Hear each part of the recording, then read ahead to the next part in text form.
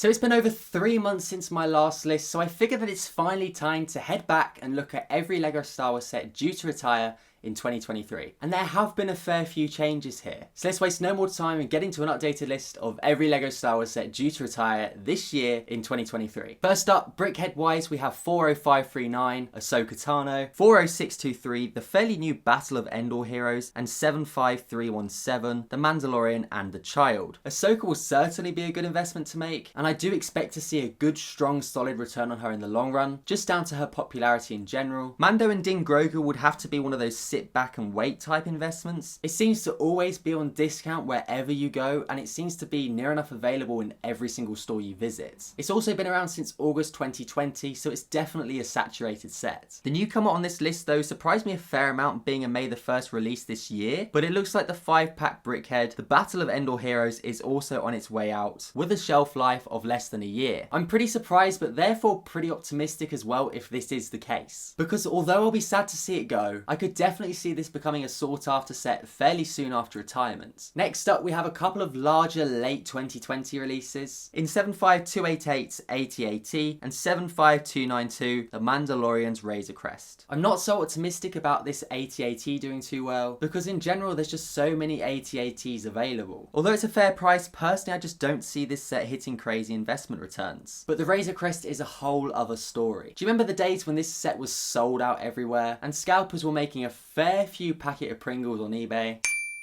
So although it's been around a while, I definitely do see this set going this year. Especially with the Mandalorian having his new N1 Starfighter in the Mandalorian show itself and as a LEGO set. I don't see any reason for LEGO to keep this one going for another year. The show's so popular and this build is so good, not many people can whack out a whole month's rent on the UCS version. So I'm predicting this set to hit some crazy returns both in the short term and as a long term investment. 75300, the Imperial TIE Fighter, and 75301, Luke's X-Wing. I really do love both these sets. They always seem discounted, and even judging off the prices on Prime Day, it tells me that there are already a lot of these still floating about. They're nice sets to have, and I recommend that if you haven't already got one of each, I would certainly pick one up before they do retire. But I just don't see them popping off on the aftermarket, so I wouldn't worry if you don't pick one up straight away. 75309, the UCS Republic Gunship. Boy, am I going to be sad to see this one go. A truly beautiful set with so much detail, having 3,292 pieces, all for the bargain price of just $400. Somehow I managed to make that cheap saying it like that. I'm certainly going to monitor and see how well this one does off the shelves. It's been around since August 1st, 2021, so it's had a fairly decent lifespan, unlike a certain Millennium Falcon which just does not want to retire anytime soon. But yeah, I certainly want to keep an eye on, but I do think there's better sets on this list that you can spend $400 on towards an investment. However, I would like to pick this one up one day in the future for myself, just like one day I will finally get the OG Ghost from Star Wars Rebels.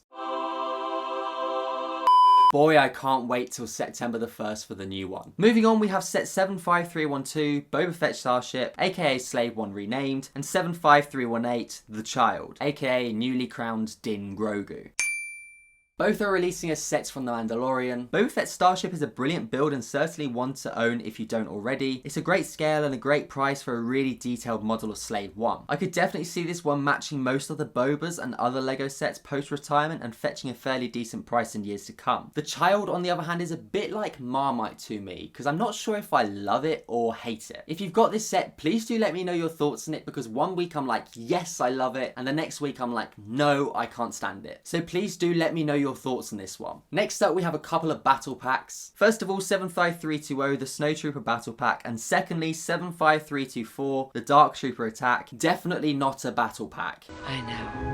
Both are definitely good investments to make because everyone loves sets with multiple quantities of the same minifigure. These are certainly destined to be solid investments, and I'm sure closer to the end of the year, it will start to become increasingly harder to find them on shelves. I feel like the Snowtrooper battle pack will thoroughly be missed, as it's kind of gone under the radar so far, especially compared to the likes of some of the 501st releases, and definitely the upcoming Ahsoka battle pack. But I'm certainly interested to see where the price will fluctuate to post-retirement for them both. A couple of sets now which just don't pop out to me me. 75322, the Hoth ATST, and 75323, the Justifier. I think both are overpriced for what you do receive, especially the Justifier being $170 just for 1,000 pieces. Yes, there's a nice Cad Bane included, but for $170, you'd think you'd get a bit more Lego in general for your money. Sadly, Lego just don't do enough Bad Batch sets, so I believe it's the only way you can actually get Omega at the minute, which certainly does go in the set's favour, because it probably means I'm going to have to pick one up before the end of the year. 75326, Boba Fett's Throne Room. I really do like this set. I think for $100 you get a fantastic range of minifigures, including a Gamorrean guard and a really nice Mon Calamari headpiece. I love the way it opens out, and it doesn't feel like an overwhelmingly crowded set. It's a really good set, and certainly from my perspective, I will be sad to see this one go. These next sets are certainly going to be ones to invest in, judging off the other releases post-retirement increases. Set 75327, Luke's Red 5 helmet, and 75343, the Dark Trooper helmet. Fantastic designs. I absolutely love the helmet range. I own Rex and Boba at the moment, and I really want to expand on what I already have. I think they're the perfect simplistic set for any fan of Star Wars and look brilliant near enough anywhere you put them. Both March 1st, 2022 releases, and with Lego potentially scrapping the helmet range theme going forward, if that is the case, then both of these sets will most likely turn into gold mines. Definitely a sad one for me to see leaving. Now with these next sets, it does bring a tear to my eye to see them going, but I believe the end of the year is sort of the right time for them. 75329, the Death Star Trench Run, 75330, Luke's Dagobah Jedi Training, and 75339, the Death Star Trash Compactor. All three sets are part of the diorama range, definitely a very popular wave within Lego Star Wars, and it looks to be continuing onto new releases such as the Emperor's Throne Room and the Speed Chase diorama set. It feels like they've been around longer than just April last year, but will most likely, along with their helmet range, become very desirable post-retirement, and if you plan on getting some for yourself, now is certainly the time, as I'm sure these prices will skyrocket come 2024. 76332, the 4 Plus ATST, definitely a set I'd rather not talk about too much. I'm very happy to see this one going. Now I think it's best that we just move on. 75333, Obi-Wan Starfighter, and 75334, Obi-Wan vs Darth Vader. Not the best of releases from Lego Star Wars in 2022, but certainly not the worst. The standout would be the Kamino minifigure you get with the Starfighter. I believe this is the only Kamino one we've ever had in Lego Star Wars, so that is pretty cool to say the least. 75335, BD1, 75337, the Inquisitor Transport, and sadly 75338, Ambush on Ferrix. All three are pretty awesome builds and definitely will be missed. BD1 being BD1, the Inquisitor Transport having a great range of minifigures such as Reva. It's a minifigure that I really do want to get for myself. And then sadly the only set we got from season 1 of Andor, and the Lego Store Shop exclusive itself, but Ambush on Ferrix looks to be heading out the door. Definitely a set that I feel is going unnoticed as a strong investment, especially after only releasing in August 2022. Coming towards the end of my list now, we have a very strong contender in most popular set of 2022, but 75342, the Republic fighter tank with the 187th Legion clone troopers, will be retiring at the end of this year. 100% sad to see this one going, but you still do have time to stock up on your battalion. But I'm more than certain this one will be quite expensive post-retirement. It's also one of the only sets that properly carries battle droids at the moment. Lego really do need to make another battle droid centered set, because it feels like we've not had one in so long now, and I'm finding it really hard to stock up on battle droids. Come on, England!